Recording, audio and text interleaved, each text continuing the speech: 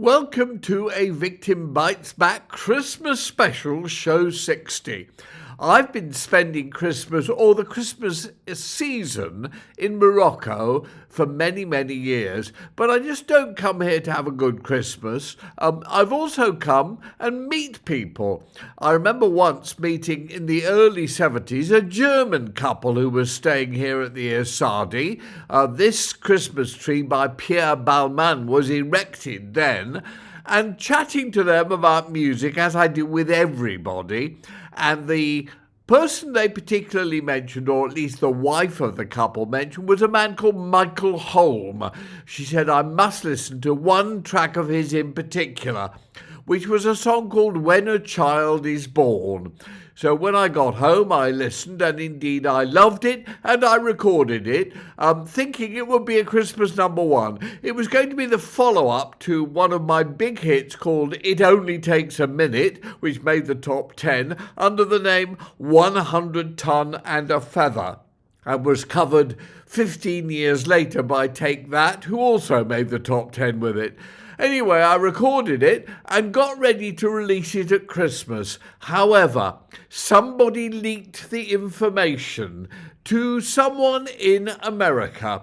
I was, at the time, a major influence on music. And the moment these Americans, or this particular American, heard about that I was going to release this for a Christmas record, he got hold of a copy of the record, loved it, recorded his version of it, and released it, and it went to number one in England, sat there at the top of the charts, and completely destroyed my version. A ray of hope flickers in the sky. A tiny star lights up way up high. All across the land dawns a brand new morn. This comes to pass when a child is born. A silent wish sails the seven seas. The winds of change whisper in the trees, and the walls of doubt crumble tossed and torn. This comes to pass when a child is born. A rosy dawn settles all around. You've got the feeling you're on solid ground. For a spell or two, no one seems forlorn. This comes to pass when a child is born. It's all a dream, an illusion now. It must come true, sometime soon, somehow. All across the land dawns a brand new morn. This comes to pass when a child is born. All across the land dawns a brand new morn. This comes to pass when a child is born.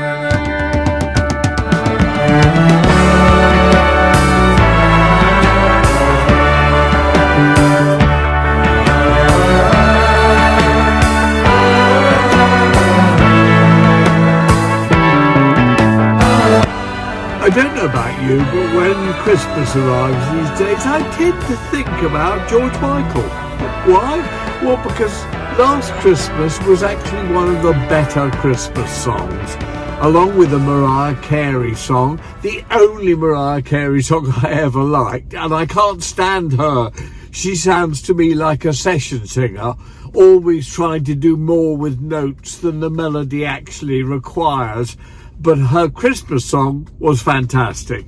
Likewise, I wasn't a big fan of Wham, but Last Christmas is a great Christmas song. And I remember I'm really responsible for a lot of George Michael's career. In the very early days of Wham, I was a consultant to CBS Sony Records. And I was in New York and visiting the then boss of the label, who I think was a man called Al Teller. And I said to him, look, Al, back in England, they've got this little band that they're convinced contains a guy who is going to be a huge star.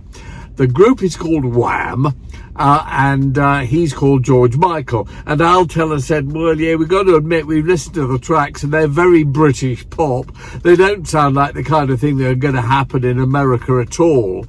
I tell you what, however, we will make it a priority if you will do something for us. So I said, what? And he said, well, I've just picked up this record. It's cost me a fortune and I think it's terrific. Can I play it to you? And if you think that you can persuade the boys in England to break this into a hit, then I promise you we will break, or try to break, Wham. I said, okay, play it to me, and he put it on. And my heart leapt, because I thought, there is no way that record could fail to be a #1 smash. And the track he played me is We've Got a Right to Party by the Beastie Boys. Do you remember that one? And I thought, that's guaranteed. So I said, okay, deal. Shook hands. I'll get them to break that in England, and if they do, please break Wham in America. And that actually happened. It took off and became huge. Both the Beastie Boys, quite rightly, because it was an obvious #1 smash, and the Wham record, and eventually George Michael. But more about George Michael in a moment.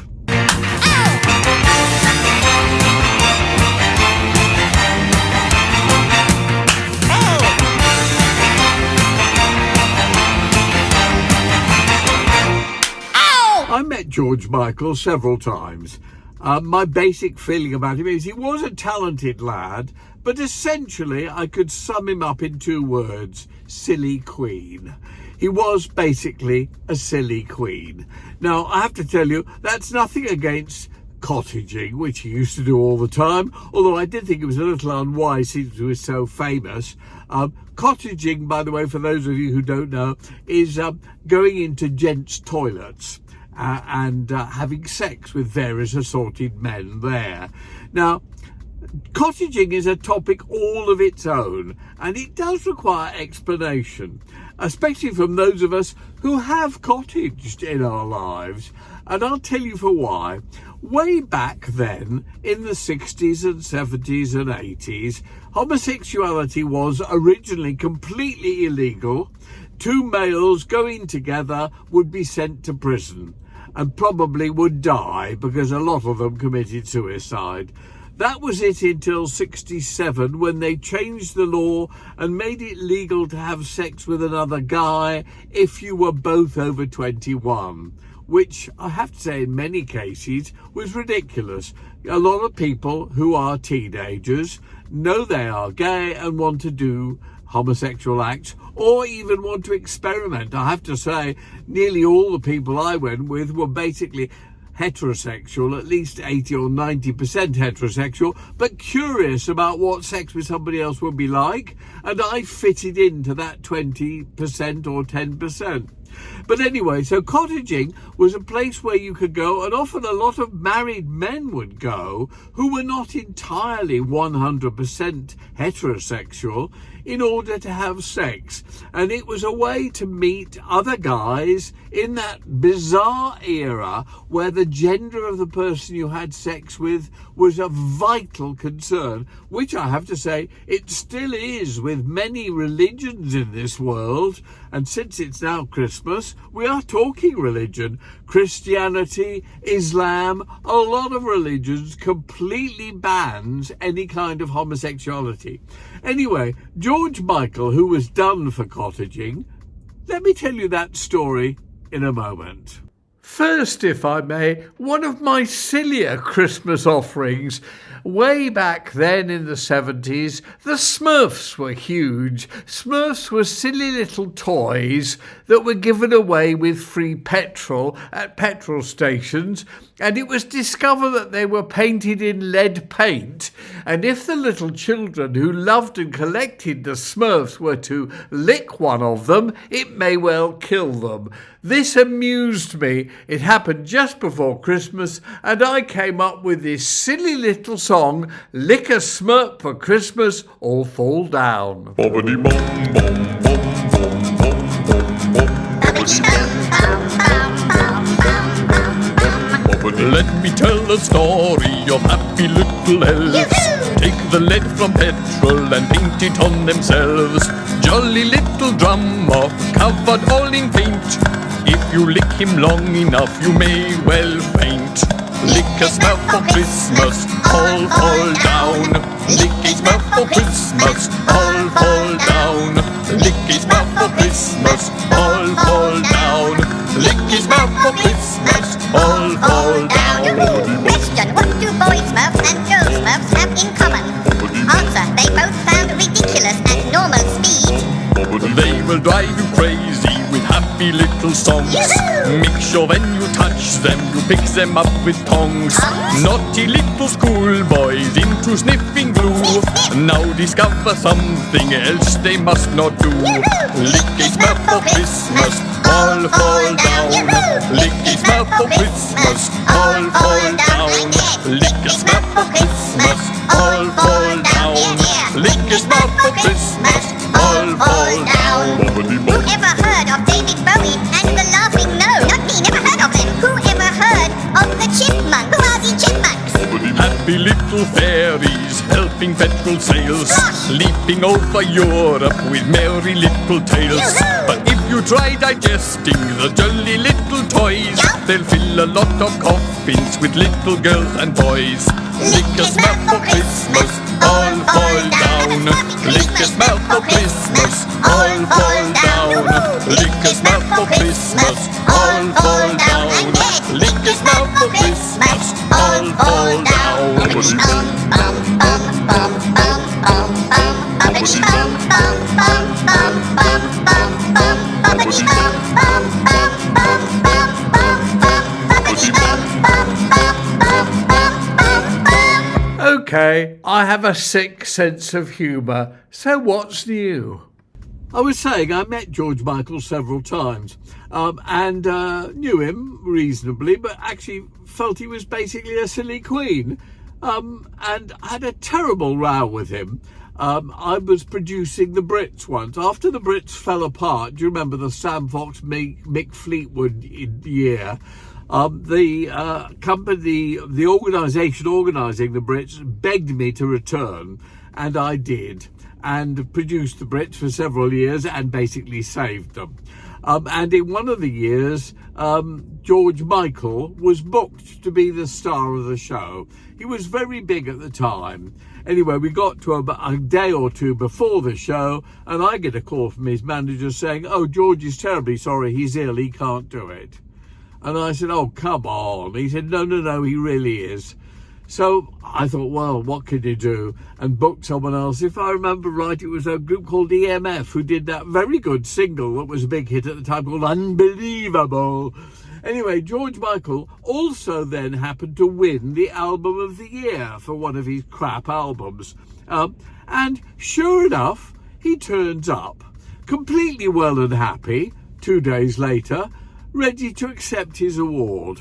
Well, I gave him such a cleaning, as my brother Andy will contest, in that he was standing beside the stage and I started on at him and I said, "Oh God, this silly queen thinks," talking to him to his face, "thinks he's got something tremendous and he's won a Best Album award. Well, I've won dozens of awards, which I had by that point, because I won most of my awards in the 70s, and this was in the 80s or even early 90s. He's a silly queen, and he thinks, he thinks he's got an award, and what a triumph it is. It really is nothing. Anyway, he's meant to be terribly ill. He's too ill. He cancelled his appearance on this show. He doesn't look ill to me. I'm sure he's going to go. Well, George was really cringing because I was really abusing him. And indeed, after the show, I sent him a letter saying, "You're such a diva, and this is such a stupid thing to do. Can you imagine all the people who are involved in setting up the props, the staging, the backstage, the lighting and everything, getting everything perfect for his starring appearance, and he checks out 2 days before, and just because he didn't feel like doing it, and saying he was unwell when he was clearly perfectly well." Well, he exploded, and he got onto his record company and his manager, and he said, "Can you get on to Jonathan King and tell him he can't treat me like this," and so on. And I replied to all of them, "I'm terribly sorry. I am in a position where I can say what I like. And I think you are all enthralled to your artists and allow them to get away with things they should simply not be allowed to get away with. And I repeat every single word I said to him and in the letter, he is a disgrace." Anyway, getting back onto the cottaging and George Michael in a moment. And another Christmas record I made last year. Great is your faithfulness, O God my Father. There is no shadow of turning with thee. Thou changest not, your compassions they fail not. As you have been, you forever will be. Great is your tenderness, great is your gentleness. Morning by morning, new mercies I see. All I have needed, your hand has provided. Great is your faithfulness, Lord, unto me. Winners and sinners, abused and abusers, killers and losers can all deserve now. Christians and Moonies and Muslims and loonies, atheists, holy men, equal above. Great is your tenderness, great is your gentleness. Morning by morning, new mercies I see. All I have needed, your hand has provided. Great is your faithfulness, Lord, unto me. Pardon for sin and the truth that endureth. Thine own dear presence to cheer and to guide. Strength for today and bright hope for tomorrow. Blessings all mine with 10,000 beside. Great is your tenderness, great is your gentleness. Morning by morning, new mercies I see. All I have needed, your hand has provided. Great is your faithfulness, great is your faithfulness, great is your faithfulness, Lord, to me.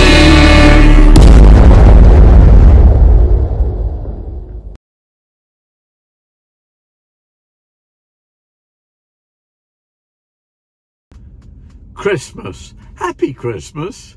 Happy New Year, happy Boxing Day, happy everything.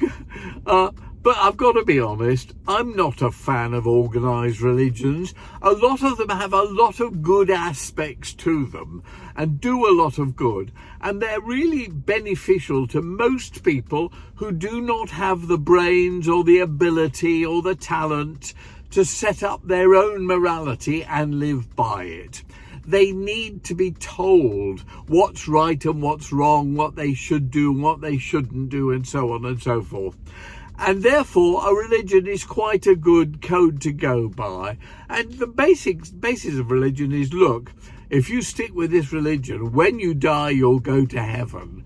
Well, many of us think the whole prospect of heaven and hell and so on is rubbish, and we really need pay no great attention to any of it. And we should live according to our own morality and what we feel is right and wrong and so on and so forth. That's very much my feeling about life. And that when I die, if there's anything else, I'll discover then what there is and I'll cope with it the way I should. But the trouble with a lot of religions is, mainly because of tradition and the way the world has gone, certain things are considered wrong, evil, bad, such as homosexuality and various other aspects of life. And therefore, they're very strictly banned or told that you're a sin if you do it, or make people feel bad for certain things. And I think that that is really destructive, really harmful, and really wrong.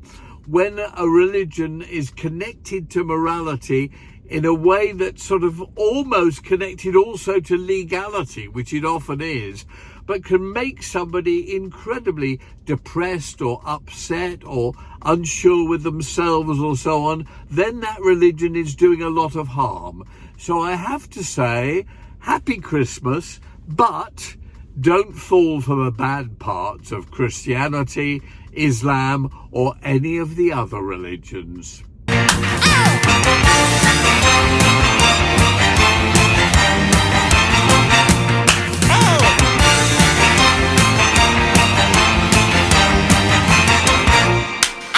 So I wake up one morning in my apartment in New York and I have an appointment with Donnie Ienner, who's the head of Columbia or whatever label in the States George Michael was on. I turn on my telly and I see on the news that George Michael has been arrested for cottaging in Los Angeles. So I get into the meeting with Donnie, who's a very nice guy, and he was one of the main people that George Michael, when he wanted to leave the record label and make more money, was complaining about. And he'd, I think, even taken Sony or CBS to court and was saying that they didn't deserve all the money and he deserved it all because he was such a talent, and all the usual rubbish that artists who get too big for their boots, basically divas, do. And Donnie was the one who mainly came in for attack, and he was really awful about Donnie Ienner in court. And I thought, well, Donnie actually will be delighted by this news. And I said to him, look, George has been done. Donnie was horrified. Oh my God, he said, that is appalling. And he clearly was absolutely horrified. A, that anybody in this day and age could be done for cottaging. B, that this was clearly going to damage George Michael on every level. C, that human beings did not deserve to be treated that way.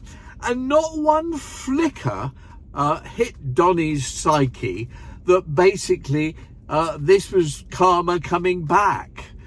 Donnie was just very upset on behalf of another human being. Well, I've got to admit, I really like Donnie Ienner. I think he's an excellent record man, but he went up even more in my estimation as a decent human being. And funnily enough, that sums up Christmas. The good thing about Christmas and about all other kinds of holidays and celebrations are that humanity ought to be decent, ought to be kind, ought to be loving, ought to be caring, really ought to get its act together and stop being so obnoxious as it's been, in my opinion, for most of this past century. There's been some cracking television over the holiday season. I really enjoyed the second series of Vigil. I enjoyed the first one as well, actually. But funny enough, it got some terrible reviews, including one that got the gender of various characters wrong 2 or 3 times in the review, that made me wonder whether the reviewer, I think in the Times, had actually seen it. Another one that I absolutely loved, I think I've mentioned it before, is the final series of The Crown, which I think has been absolutely cracking. The show about Princess Margaret, which has Leslie Manville as Margaret and Imelda Staunton as Elizabeth, was just fabulous. So clever, so well put together. I think actually one of the best TV shows of the year, and I think both actresses deserve the Best Actress in 2023 award. I've also really loved the Russell T Davies Imagine with the appalling Alan Yentop, or Botany as we like to call him. Russell T Davies is fantastic. For me, the Michelangelo of television. But coming up will be the first of his Doctor Who shows, which I think will be shown, depending on when you watch this, today, tomorrow, or the day after, with the new Doctor Who, who I have to say, his name is something like Cutie, and he really is a cutie, by the way. Anyway, I'm really looking forward to that, because the 3 specials that of Doctor Who that Russell did were absolutely terrific. He takes that show into a whole new level, onto a whole new level. I'm a big Russell T Davies fan. So there's been lots of great television this season, as there often is. Happy Christmas to every single one of you. Happy Boxing Day. Happy rest of 2023. And here's to a brilliant new year and 2024, during which you will see episode 61 of A Victim Bites Back.